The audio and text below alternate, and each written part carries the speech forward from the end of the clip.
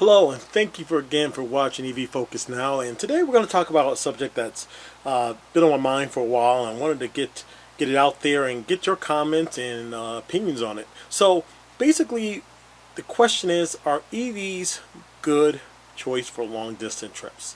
And what I mean by that is taking routine weekend trips. You know, most people work 9 to 5 Monday through Friday. Majority of the people have that schedule. So they leave the office at 5 or leave their job at 5 and they plan a weekend getaway. That may include a between 100 miles to a 300-mile trip, road trip, as far as miles. So in that instant, there are a couple of things that are very important in those kind of trips. Getting there quickly, getting there safely, having fun, and then getting there back on a Sunday because you have to get ready for work on Monday. So in that instance, are EVs a good choice for long distance trips such as those? That's what we're going to talk about today. So basically, I like to say that when you are taking a trip, you know, time is very important for most people. I'm not talking about necessarily people who have a lot of open time. Maybe they're a couple, they have no kids, and time's no big difference, no big deal at all to go and sit at a charger and charge up and go. Saving money, I understand that. But during this time where we are all dealing with this calamity right now going on, we're all locked down and not doing any traveling, I thought this would be a good subject to tackle real quick. So, first of all, let me say this. EVs themselves are a fantastic way to travel. Efficient, usually less expensive, and I love the experience of driving electric vehicles. But I would say that to me, the only clear choice if you have to do any kind of long distance traveling, quick traveling turnaround, is the Tesla. The Tesla will be the only choice I would say that is the best option for those taking short, quick trips. Reason is it's going to be the fastest charging time available to get charged up and get on your way, usually between 10, 15, maybe even 20 minutes. And on top of that, their battery capacity are the best in the market right now. Battery range is the average of 220 miles going all the way up to your new Model S at 391 in some aspects. So those cars are the best ways to go if you're going to take a long distance trip. You know, again, deadline and timing is key. So, you know, DC charging can take maybe 10 20 minutes on those kind of vehicles. Any other EV, you're talking possibly 25 minutes to 45 minutes charging to make it on the trip. Now that's a trip that could require 2 charging sessions to get to a certain place, let's say 250, 350 miles, or maybe 1 charging session. So either way, you're talking about 45 minutes of your time all the way to 2 hours of your time spent on charging to get to your destination. And then having some fun and then going back on Sunday to get back home, which is another 45 minutes to 2 hours of time, which can make a big difference. It cuts into your vacation time, and it takes time for you to take instead of a 3-hour trip, it's a 5-hour trip.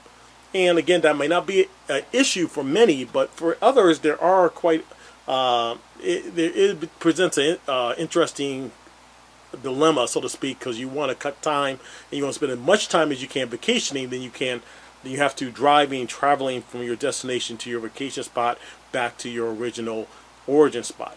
So keep that in mind. Now, to me, you know, right now gas prices are dropping down quite a bit, and I'm not saying that gas cars are the way to go, but I would say that with gas being cheaper, more people are probably going to choose to drive gas cars. That seems to be the way it may be going for a little while. But to me, I would like to suggest the best option, I believe, for long distance traveling are plug-in electric hybrids, PHEVs, or hybrids in general. And here's my thought behind that. So at least with a hybrid in general, not the cleanest thing in the world, but you do have a battery component in there that's going to produce some electric energy to make the gas vehicle more efficient. And what I mean by that is you're getting now between 40 miles of getting range per gallon, so to speak, versus a regular car to be 22, 23. So at least you're able to get more out of your vehicle with a hybrid. But the plug-in electric hybrid would be my choice and my suggestion to those who are taking quick over the weekend trips. Plug-in electric hybrid vehicles give you the option and the ability to use some electric power when charging the vehicle. Usually now the Chevy Bolt is no longer around anymore, and they got 53 miles of electric range, which is decent. and then it would kick over to its range extender gas generator, so to speak, and you're getting 41 to 42 miles per gallon with that electric kind of component hybrid that allows you to maximize the electric engine steel along with the gas extender. So what you get out of that is you get a vehicle that's very efficient, that you get to use some electrical power, and then also from there get you to your destination quickly without any charging, without wasting any time doing any rapid charging or anything like that. And when you get to your destination, you can park that car, continue to charge it up on level 2, and if you're driving around, you run that on electric power driving around, or you just use it for the next day. When you come back, you still got 53 miles of electric range. Now the Volt's not around anymore, so there are other vehicles out there that offer plug-in hybrid electric range. Some of them are 25, 30 miles of range. One vehicle that I definitely recommend for families is the plug-in Chrysler Hybrid Pacifica.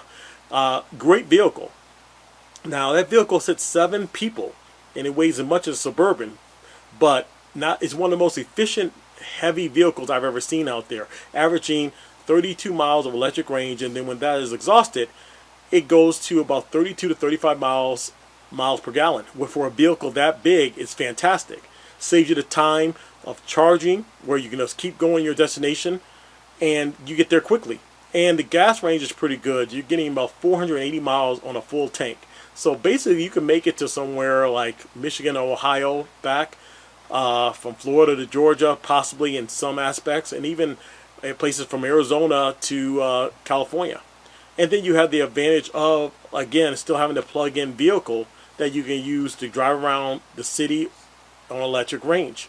I believe those are the ways that people are going to access trips, on long distance trips. Although if you have time, hey, and you don't mind waiting 20 minutes here, 15 minutes there, maybe, and it usually can be worked out where you plan it around a bathroom break or either a food lunch break or dinner break during your trip, where it doesn't affect you stopping where you was going to stop anyway, which we all have to stop for bathroom breaks and lunch. So it may not be a factor, but in some cases it can take a little bit of time off your day, and that's something to consider. Now, again, I do want to say that, with the Tesla, it makes it a lot easier to do such things.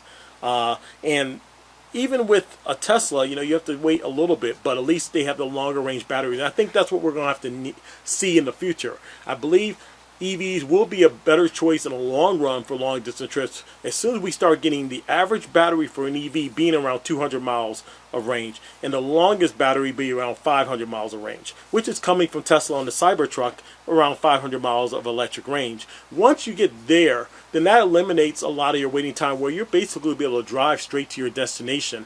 Then just go and have fun. You charge up overnight, and then you can come back and no stops at all. So that is where we're headed. I think we'll be there in the next 2 to 3 years with the fast charging. Tesla already has their V3 charging system out that charges up to 200 plus kilowatts per hour, which is fantastic. So as we get there, and Electrify America has those 350 kilowatt chargers, and as soon as cars get able to accept those chargers, I think we'll get in a more settled space to drive electric vehicles longer distance, longer than 250, 300 miles, in my opinion. So we're slowly getting there. But until then, again, I like to recommend, the Chrysler Pacifica is a great option, plug-in electric vehicle. And even Toyota, as much as they've been dragging their feet along with electric vehicles, getting them out there, their plug-in electric RAV4, 2020 RAV4, does about 42 miles of electric range, and then 42 miles per gallon after that. A great vehicle for long distance trips, so you can still take advantage of some electric power, but still not have to stop for long DC charging sessions. So again, tell me what you think about this. Leave your comments below, and please don't forget to hit the notification button and subscribe to this channel. This is our first video. We're starting out here, and we hope to have information. Again, this is for the everyday person. I am not an expert. I am not someone that covers a lot of EV review cars. There's plenty of channels for that. I'm just talking everyday use, my experience with electric vehicles, and how they may also be your experience as well, or what experience you may have. Thank you for watching. I'll see you next time.